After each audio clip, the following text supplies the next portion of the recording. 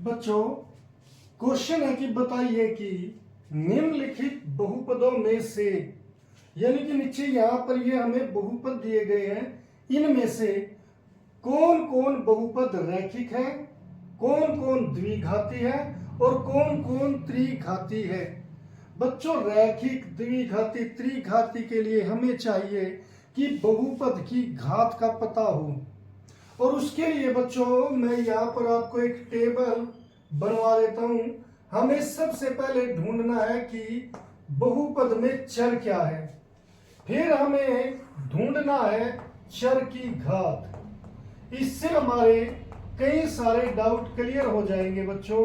और फिर हमें लिखनी है बहुपद की घात, बहुपद की घात। और फिर उसके बाद हमें लिखना है उसका नाम, बहुपद का नाम। ये चार चीजें हमें करनी है, जिससे हमें जो ये हमारी एक्सरसाइज है इसका सब मतलब बहुत सारी चीजें इसकी क्लियर हो जाएगी। बच्चों, इस पहले क्वेश्चन में चर क्या है? यहां पर हमारा चर है x। तो बच्चों यहां पर दोनों x है, तो ये हो गया चर। अब इस चर की घात क्या है? बच्चों यहां पर इसकी घात कुछ नहीं है, तो 1 है और ये 2 है। चर की घात क्या होती है? 1 और 2 हो गई, 1 और 2। अब बहुपद की घात क्या है? जो बच्चों चर की सबसे बड़ी घात होती है वो होती है बहुपद की घात। अब अगर बच्चों यहां पर जिसकी घात 2 है उसे कहते हैं द्विघाती। क्या कहेंगे?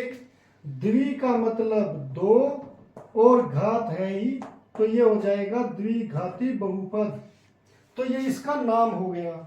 अब बच्चों इसमें चर कौन सा है? इसमें भी यहां पर भी x है, यहां पर भी x है, तो ये हो गया चर x।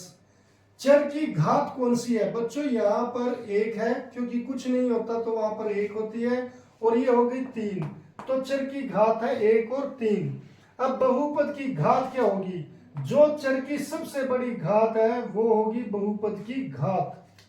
अब बच्चों बहुपद की घात है 3, तो 3 का मतलब होता है त्रि, इसीलिए हम इसे कहेंगे त्रिघाती बहुपद। इसका नाम क्या हो जाता है? त्रिघाती बहुपद। जिस बहुपद की घात 2 है वो हो गया द्विघाती, जिसकी 3 है वो हो गया त्रिघाती।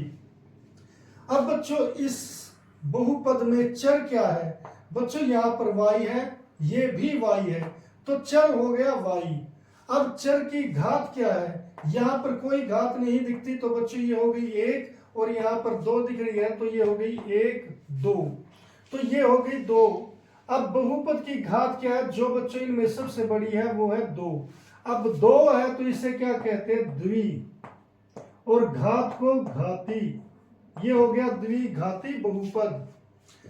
अब बच्चों यहां पर चर क्या है? x, और इसकी घात कितनी है? 1, और यहां पर रह गई 1, तो यहां पर तो केवल एक ही घात है चर की, तो बहुपद की घात भी क्या हो जाएगी? 1।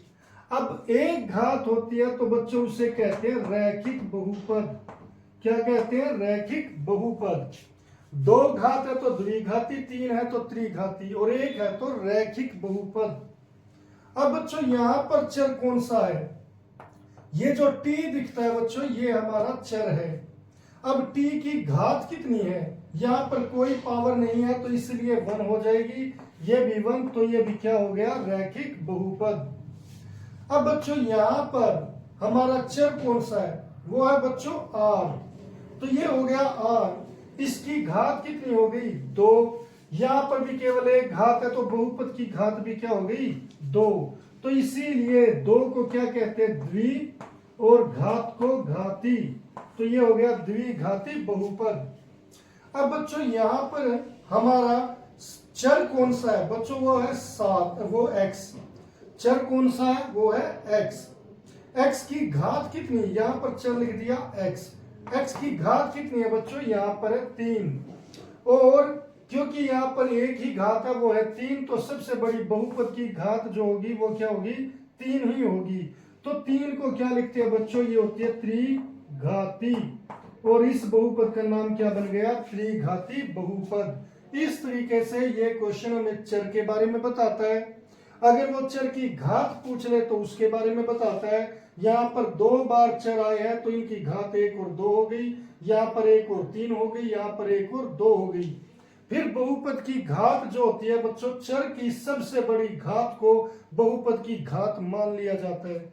और अगर बहुपद की घात 2 है तो द्विघाती, 3 है तो त्रिघाती, 1 है तो रैखिक होता है।